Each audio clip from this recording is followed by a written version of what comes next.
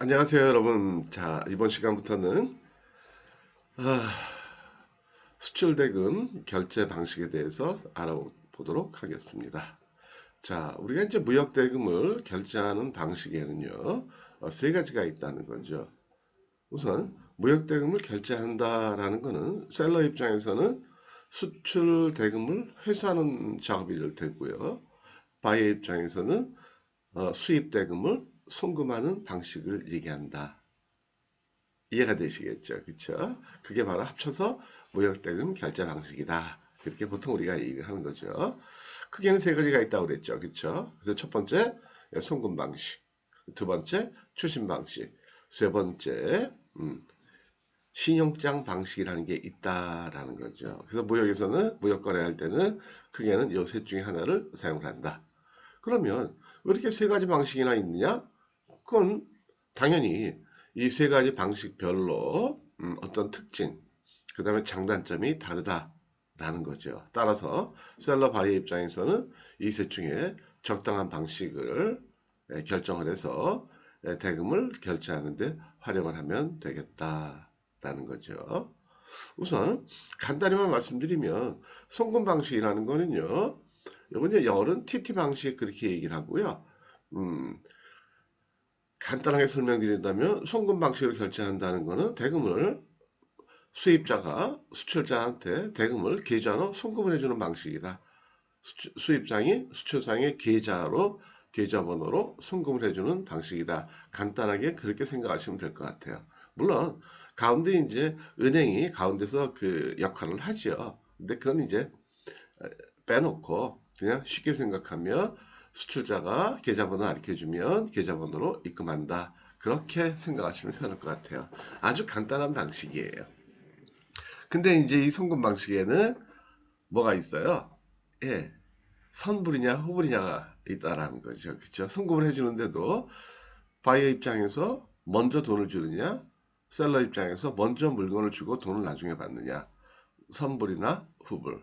예, 요 두 가지 방식이 있다. 그래서 우리가 이제 대개 책에서 보면 선불을 사전 송금 방식이다. 후불을 사후 송금 방식이다. 그렇게 보통 얘기를 한다라는 거죠. 그러나 여러분들이 쉽게 선불, 후불 이렇게 생각하시면 될 것 같아요.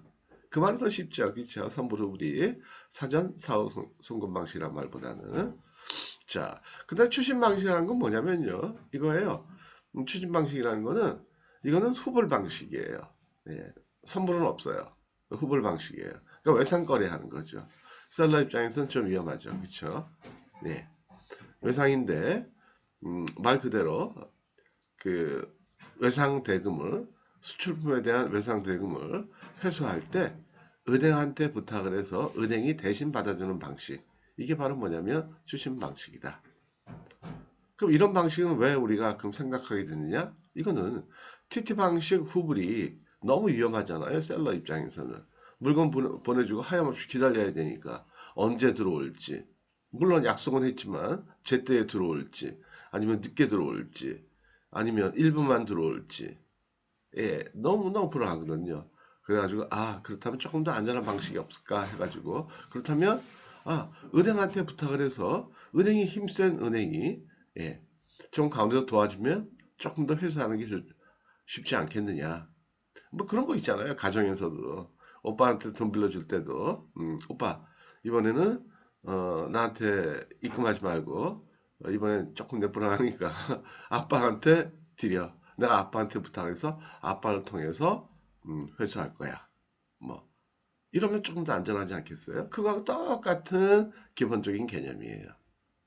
이해가 되시겠죠? 너무나 쉽죠? 그쵸? 예, 예. 그래서 추심이란 말만 잘 이해하시면 돼요. 추심이란 말 자체는 뭐예요? 남의 돈을 대신 받아주는 거를 추심이다. 그렇게 얘기를 해요. 추심. 그래서 이제 이렇게 사용을 하는 거죠. 추심이란 말을 어떻게 사용하냐면 셀러 입장에서는 물건을 수출한 다음에 자기 은행한테 추심을 요청을 해요. 돈 받아주세요 하고 추심을 요청을 한다. 그러면 은행은 바이한테 추심을 하는 거예요. 추심을 이행하는 거죠. 그러니까 돈 줘. 너 쟤한테 돈 줄 거 있지? 나한테 빨리 줘. 내가 대신 받아줘야 돼. 추심을 행한다. 추심을 한다. 그렇게 얘기한다는 거죠. 그래서 어쨌든 TT 방식보다는 조금 더 안전한 방식이다. 이렇게 볼 수 있다는 거죠. 그래서 TT 방식 후불로 거래하시는 분들이 있다면 그건 너무 위험하니까 바이한테 한번 얘기를 한번 해보세요. 야, 이제부터는 TT 방식 후불 내가 너무 좀 그런 것 같아. 추신 방식을 좀 바꾸자. 바이가 뭐라 그럴까요? 그래. 기분 좋게 바꿔줄까요? 아니면 조금 기분 나빠할까요? 기분 나빠하죠. 왜요? 야, 너 날 못 믿냐? 뭐 이렇게 되는 거죠. 그죠? 네. 물론 추신 방식이 TT 방식 훌보다 안전한 이유는 또 하나 있어요. 뭐냐면 추심을 할 때, 추심 요청을 할 때 여러분들이 은행에다가 서류를 제출해서 돈 받아주세요라고 얘기를 할 때 환어음이라는 것을 같이 제출을 해요. 이 환어음이라는 건 뭐냐면 이거는 대금의 청구서 역할을 하는 거예요. 어음이에요. 본질은 어음이고 대금의 청구서 역할. 누구한테 언제까지 얼마를 받아주세요. 받을 돈 얼마입니다. 나한테 돈 줄 사람은 누굽니다. 이건 이제 기재하는 거예요. 근데 환어음이라는 건 그럼 어디서 구해요? 그건 여러분들 주거래 은행에 홈페이지에서 다운받으시면 돼요. 그래서 쓰시면 돼요. 간단하게. 근데 어쨌든 이 환어음이 역할을 한다는 거예요. 나라마다 그 어음이나 수표에 관한 법률이 있거든요.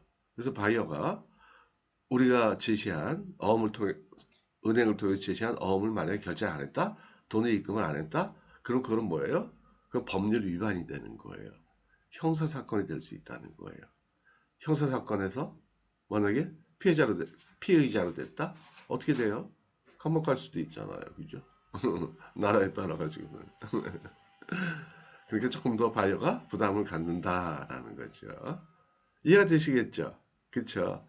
그래서 쉽게 비교해 드리면 비유로 말씀드리면 아까 말씀드린 대로 누구한테 돈을 꿔줄 때도 너만 믿고 꿔주지 못하겠다. 나 누구한테 부탁해서 조폭한테 부탁을 한다든지 뭐 어쨌든 대신 받아달라 뭐 그런 것들도 있잖아요. 그죠? 추심 회사를 통한다든지 그렇죠? 네, 그 방식이 추심이고요. 신용장 방식이라는 거는 추심 방식을 했는데도 또 불안한 거야. 그랬을 때 조금 더 안전한 방식이 바로 신용장 방식. 신용장이라는 건 뭐예요? 별거 아니에요. 아무것도 아니에요. 아무것도 아니에요. 그거는 수입상의 은행이 야, 내 저기 거래처한테 물건 외상으로 좀 줘라. 그 다음에 그 돈은 나한테 청구하면 내가 줄게. 라는 확인서예요. 확인서. 은행이 발행한 확인서. 그러니까 비유로 말씀드리면 오빠한테 돈 꿔줄 때 오빠 믿고는 이제 못 꿔주겠다. 아빠 믿고도 좀 힘들다. 그러니까 이번에는 아빠한테 확인서 받아와. 돈을 오빠한테 꿔주지만 갚기는 아빠가 갚으시겠다는 아빠한테 확인서 받아와. 그것도 신용장이에요. 그래서 뭐 추심이다 신용장이다 하는 게 무역에서만 꼭 쓰는 건 아니에요. 우리가 일상생활에서도 이와 똑같은 개념의 그러한 그 방식들로 돈거래를 한다라는 거죠. 우리가 인식하지는 못했지만 대개 이제 그런 얘기들을 이제 쭉 해드릴 거예요. 아마 이것도 무역 계약 강의 드린 것처럼 아마 뭐 하루에 한 12분, 15분 이렇게 말씀드리면 그래도 아마 뭐 한두 달 정도 걸리겠죠. 한두 달 정도. 그래서 한두 달 정도에 걸쳐가지고 송금 방식을 대금 결제 방식을 차근차근 설명해 드리도록 할게요. 자, 먼저 송금 방식이다 그러면 TT 방식이다 이렇게 얘기해요. 그 다음에 TT라는 요 단어는요, 보통 미국 친구들 보니까 이거를 동사로도 쓰고, 그 다음에 명사로도 쓰더라고요. 그래서, by TT, 그렇죠? send me, by TT, 뭐 이렇게 얘기할 수도 있고, 어떨 때는 please TT me, 이렇게 쓰는 경우도 있고요. 그래서 원래는 텔레그래픽 트랜스퍼의 약자인데요. 전신환이다 그런 뜻이죠. 이건 기억하실 필요 없어요. 전신환이라는 거는 예전에 인터넷 나오기 전 수십 년 전에는 가장 국제 간의 빠른 방법이 그 전보였잖아요. 그래서 전보 방식으로 통보를 했다. 그래서 TT 그렇게 얘기를 했는데요. 지금은 전보가 아니고 돈이 들어올 때 스위프트라는 은행 간 국제은행 간 스위프트라는 국제은행 간 자금 통신망을 통해서 들어오게 돼요. 그래서 은행끼리 돈을 입금, 출금을 시킨다라는 거죠. 그렇죠? 그러니까 데빗, 크레딧 그렇게 이제 한다라는 거고요. 어쨌든 뭐 스위프트라는 단어는 좀 기억을 하시고요. 스위프트 방식으로 돈이 들어오는구나 라고 기억을 하시고, 어쨌든 TT라는 거는 이런 거예요. 수입상이 계약 물품을 수령하기 전 또는 후에 수출상에게 송금하여 수입 대금을 결제한다. 그러니까 계좌로 송금한다, 그렇게 보시면 돼요. 근데 국내에서 계좌 송금하고 조금 다른 거는, 국내에서 계좌 송금이라는 거는 개인 대 개인, 회사 대 회사가 직접 하잖아요. 그렇죠? 뭐 인터넷 뱅킹을 하든 텔레뱅킹을 하든. 근데 이건 그건 아니고요. 국장 간에는 은행에다가 송금 요청을 하고, 그 다음에 은행이 대신 수출상의 은행으로 송금을 해주고, 그 수출상의 은행이 수출상의 계좌로 돈을 입금을 시켜주는 방식으로 들어와요. 근데 그럼 어쨌든 우리는 그 과정은 생각할 필요 없고, 어쨌든 바이한테 계좌를 가르쳐주면 돈이 들어온다, 그렇게 생각하시면 돼요. 그래서 전후에라는 거는 뭐냐면, 전 또는 후다라는 거는 선불후불이 있다라는 거죠. 선불후불이 있다. 그래서 이건 또 이제 내일 말씀드리기로 하고, 특징은 결제 방식 중에 은행 수수료가 제일 싸다. 추심이나 신용장보다 싸다. 예. 얼마나 싸냐? 은행마다 달라요.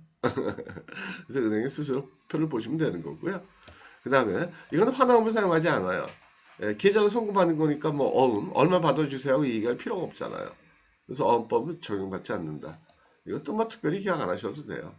적용받지 않는 걸 뭐 굳이 기억을 해가지고 않는다 그럴 필요는 없잖아요. 그 다음에 사전 송금 방식, 선불은 수입자에게, 사후 송금 방식, 후불은 수출자에게 위험 부담이 있다. 그래서 TT 방식으로 거래를 우리가 많이 하고 있지만, 할 때마다 셀러 바이어 둘 중에 하나는 불안하다라는 거예요. 불안하다. 근데도 이걸 많이 하시더라고.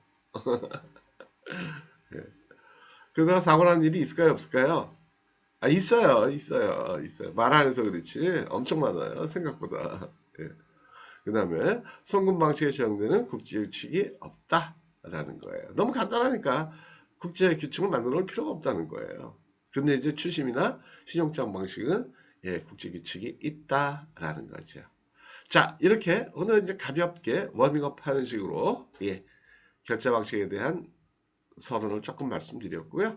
내일부터 송금 방식, 선불, 후불 나눠가지고 설명을 쭉 드리도록 할게요. 자, 여기서 마치도록 하고요. 오늘도 즐거운 날 되시고 행복한 날 되시기 바라겠습니다. 마치겠습니다. 감사합니다.